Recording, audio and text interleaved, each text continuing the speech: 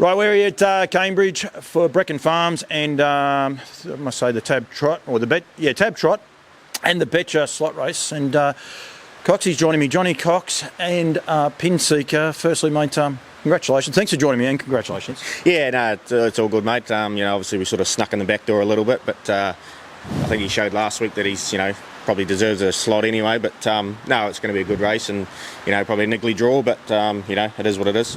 A few of the owners over our shoulder, so we'll be careful what we say. But he's a beautiful horse. A lot of the Aussies won't know this horse, but he is a beautiful horse. I think he's a 75 rated. They're going to go what? But go back and watch some of his wins. I saw his first win at the second win, I got told, at Geraldine on the grass. That was phenomenal that day, and he really announced himself. And he is progressing continually through the classes and doing everything you ask of him. Yeah, that's it. We try to look after him as much as we can. He was probably on the brink of the Cup last year, but we decided we'll just give him another 12 months, and he's probably really only got 6 months, and he's racing probably the best horses in Australasia. So but he's handling everything we're throwing at him, and hopefully it continues tonight. He's running the Group 1 behind Rakiro Rocket. Really announced him. Would have been frustrating for you, because I still don't think you got out even after the horse wash. I think by the time you got to the float, you might have saw clear air. But he really announced himself on that day that he's not he's not just making up numbers. Yeah, obviously probably drove him conservatively. As you say, he was probably only a rating 60-odd back then. Yeah. So sort of didn't want to get in anyone's way or anything like that. But if you go back and watch the replay, I think I nearly knocked Zach out of the card about the 50. So no, he hit the line strong, and as you say, didn't get a gap. But I probably drive him like that just to help his confidence and help my confidence as well. But no, he's a lovely horse, and hopefully we just get a crack at them tonight. Tough last week, drove him tough, good speed, and he looked like he handled that speed.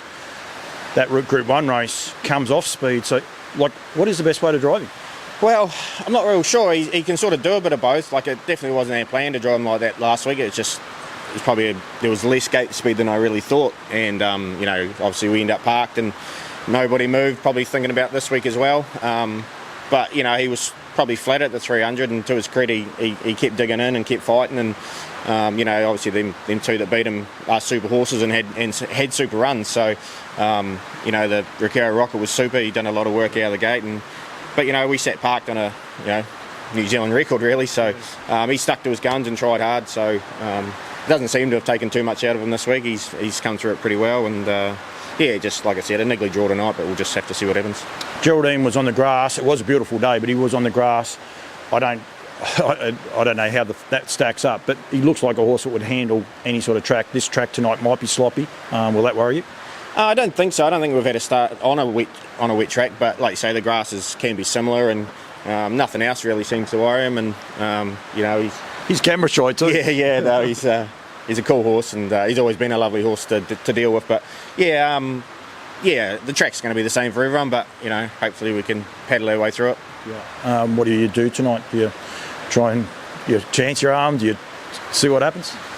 Yeah, I'm not real sure. It's probably going to depend on what a few others do. I think everyone will want to either get the fence before Don Hugo or get the park before Leap to Fame. So, obviously we don't want to give them too big of a head start, but we don't want to gas too much early either. So, probably guided a little bit by what others do. But I'm sure he'll give a good account of himself.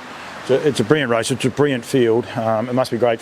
I don't know if you've seen Leap to Fame in the flesh before, and you would have seen the body work that Don Hugo's doing. From a promoter's point of view, it's awesome. I'm sure you're probably wishing they hadn't got on the planes. No, well, that's it. It's great for the industry and great for Cambridge to have two superstars here, and it makes the race interesting. And if they weren't here, it would probably be a little bit happier. But they are here, and we've got to deal with them. And sort of one of those things. Hopefully they might go to war and set it up for a swoop or something like that. But we'll just have to wait and see when the gate goes.